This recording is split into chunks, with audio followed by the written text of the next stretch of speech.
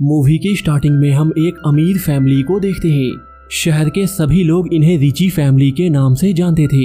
इस फैमिली की एक बहुत बड़ी टेक्सटाइल कंपनी होती है जिसकी शुरुआत मॉरिस ने की थी। मॉरिस का टिम नाम का एक बेटा है। टिम ने एमा नाम की एक रशियन से शादी की थी। टिम और एमा के 3 बच्चे होते हैं। सबसे बड़े बेटे का नाम जॉन होता है और सबसे छोटे बेटे का नाम जियान होता है। इसके अलावा एलिसा नाम की इनकी एक बेटी भी होती है। फिर हम रिची फैमिली को डिनर पार्टी की तैयारी करते हुए देखते हैं। दरअसल आज मॉरिस का बर्थडे होता है और इसी खुशी में ये पार्टी रखी गई थी। सभी लोग पार्टी की तैयारी कर ही रहे थे, तभी वहाँ पे जॉन आता है। जॉन का मूड ऑफ होता है। दरअसल वो अपने दोस्त से घुड़सवारी में हार गया था। यहाँ पे जॉन अपनी माँ एमा से कहता है, मैंने आज पार्टी में अपनी गर्लफ्रेंड एवा को भी बुलाया है और मैं जल्द ही उसके साथ शादी भी करने वाला हूँ। फिर डिनर करते टाइम एमा सभी को एक स्पेशल सूप सर्व करती है। ये सूप उसने स्पेशली जॉन के लिए बनाया था। इससे हमें ये मालूम चलता है एमा को कुकिंग का काफी शौक है।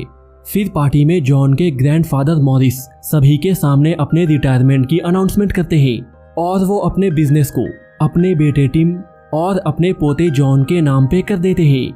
सभी लोग इस बात से काफी शॉक्ड हो जाते हैं कि मॉरिस ने अपने बिजनेस को जॉन के नाम पे क्यों कर दिया।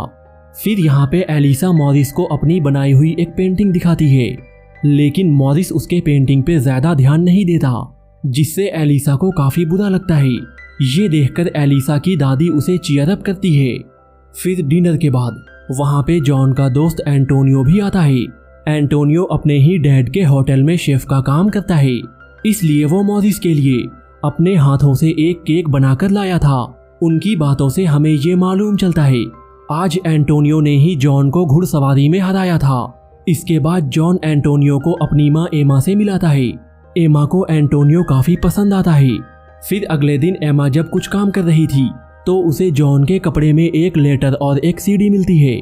जॉन को ये लेटर एलिसा ने लिखा था। लेटर में लिखा था एलिसा एक लेस्बियन है और वो एक लड़की से प्यार भी करती है। दरअसल एलिसा ने जॉन को ये बात इसलिए बताया था क्योंकि पूरी फैमिली में इकलौता वही था जो उसकी फीलिंग्स को समझ सकता था। इसके बाद हम जॉन को देखते हैं। वो एंटोनियो से मिलने के लिए आता है। यहाँ वो एंटोनियो से एवा के बर्थडे पार्टी को मैनेज करने के लिए कहता है। इसी पार्टी में वो एवा को शादी के लिए प्रपोज भी करने वाला था। बातों ही बातों में एंटोनियो जॉन से कहता है, मैं अपने डैड के होटल में शेफ का काम मजबूरी में करता हूँ और मेरे डैड की बिल्कुल भी नहीं बनती और इसलिए मैं एक रेस्टोरेंट भी खोलना चाहता हूँ। ये सुनकर जॉन उससे कहता है, मेरे डैड की एक खाली प्रॉपर्टी है, हम दोनों मिलकर वहाँ पे रेस्टोरेंट का बिजनेस कर सकते हैं क्योंकि तुम्हारे पास रेस्टोरेंट चलाने का एक्सपीरियंस भी है। इसके बाद हम एंटोनियो को एवा की बर्थडे पार्टी की तैयारी करते हुए देखते हैं। यहाँ पे एमा भी उसकी हेल्प कर रही थी। चूंकि एमा और एंटोनियो दोनों को ही कुकिंग काफी पसंद था, इसलिए दोनों के बीच अच्छी बॉन्डिंग भी हो जाती है। इसके बाद हम एवा के बर्थडे पार्टी का सीन देखते हैं, लेकिन एमा इस पार्टी में नहीं होती। फिर हम एमा और टिम को एक कमरे में देखते हैं। यहाँ पे टिम एमा से कहता है, मैं अपने इस फैमिली बिजनेस को बेचना चाहता हूँ, लेकिन डैड ने आधा बिजनेस जॉन के नाम पे कर दिया है और ऐसा करके उन्होंने अच्छा नहीं किया क्योंकि वो अच्छे से जानते थे जॉन इस बिजनेस को बेचने नहीं देगा। फिर हम नेक्स्ट डे एमा को देखते हैं। वो एवा और एल्ग्रा के साथ एंटोनियो के रेस्टोरेंट में जाती है। यहाँ पे एंटोनियो एमा के लिए एक स्पेशल डिश बनाता है। उस डिश को ट्राई करने के बाद एमा एंटोनियो से और भी इम्प्रेस हो जाती है। यहाँ पे वो उसकी कुकिंग स्किल्स की तारीफ भी करती है। ये देखकर हम समझ जाते हैं एमा अब एंटोनियो की ओर अट्रैक्ट होने लगी है।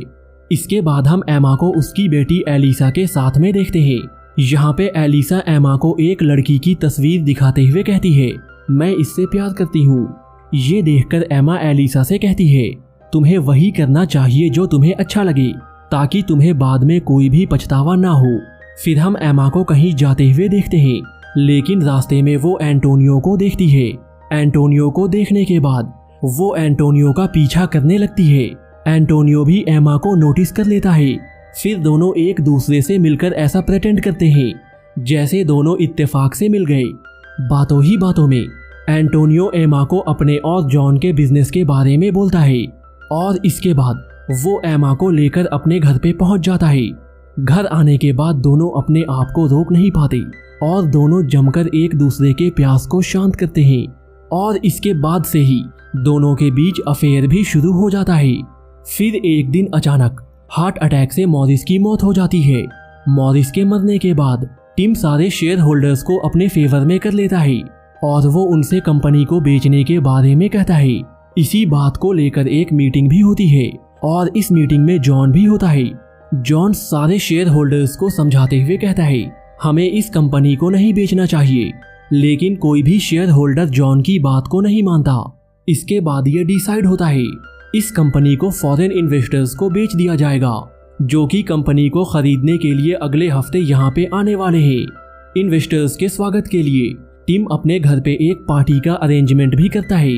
कंपनी बेचने वाली बात को लेकर जॉन काफी परेशान हो जाता है और फ्रस्ट्रेट होकर वो एलिसा से मिलने के लिए पहुंच जाता है, लेकिन एलिसा को भी इस बात से कोई फर्क नहीं पड़ता। इसके बाद जॉन जाकर एंटोनियो से मिलता है और उसे रेस्टोरेंट के पेपर्स देता है। साथ ही वो एंटोनियो से कहता है, तुम्हें इन्वेस्टर्स के लिए एक पार्टी का अरेंजमेंट करना है। एंटोनियो इस पार्टी को मैनेज करने के लिए मान जाता है। इसके बाद हम एमा और एंटोनियो को देखते हैं। दोनों काफी टाइम एक साथ स्पेंड करते हैं और इसके बाद दोनों एक दूसरे के जिस्म के मजे लेते हैं। टपाटप करने के बाद एंटोनियो एमा के बालों को काटता है और एमा इसके बदले में एंटोनियो को वही स्पेशल सूप बनाना सिखाती है। थोड़ी देर बाद जॉन भी यहाँ पे पहुँच जाता है, लेकिन एंटोनियो उसे यहाँ पे नहीं मिलता। तभी जॉन वहाँ पे एमा के बालों को देखता है, लेकिन बालों को देखकर भी वो उसे इग्नोर कर देता है।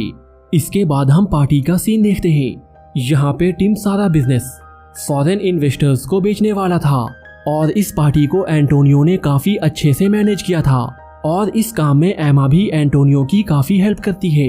इस पार्टी में जॉन का मूड काफी ऑफ होता है। जॉन का मूड ऑफ देखकर एवा उससे कहती है, मैं तुम्हारे बच्चे की माँ बनने वाली हूँ। ये सुनकर जॉन काफी खुश हो जाता है। फिर डिनर के टाइम पे एंटोनियो सभी के लिए वही सूप बनाकर लाता है जिसकी रेसिपी उसे एमा ने बताई थी। सूप देखकर जॉन ये समझ जाता है एंटोनियो और उसकी माँ का अफेयर चल रहा है। ये जानने के बाद जॉन गुस्से में वहाँ से निकल जाता है। जॉन को समझाने के लिए एमा भी उसके पीछे पीछे आती है और यहाँ पे उन दोनों के बीच बहस हो जाती है। तभी अचानक से जॉन का पैर फिसल जाता है और उसका सर एक पत्थर से जा लगता है, जिसके बाद सब लोग जॉन को लेकर तुरंत ही हॉस्पिटल पहुंच जाते हैं। लेकिन यहाँ पे जॉन की मौत हो जाती है। जॉन की मौत का सबसे ज्यादा दुख एमा को होता है और इसलिए वो जॉन के फ्यूनरल के बाद टिम से सारी सच्चाई बोल देती है। वो कहती है, मैं एंटोनियो से प्यार करती हूँ। एमा और एंटोनियो के बारे में जानने के बाद टिम उसे अपने घर से चले जाने के लिए कहता है। टिम की ये बात सुनने के बाद एमा अपना सारा सामान लेकर वहाँ से जाने लगती है, लेकिन तभी वो अपनी बेटी एलिसा को देखती है। एमा को देखकर एलिसा समझ जाती है उसकी माँ अपनी जिंदगी जीने के लिए जा रही है और इसलिए उसे अपनी माँ का ये फैसला काफी अच्छा भी लगता है। फिर हम एमा और एंटोनियो को देखते हैं।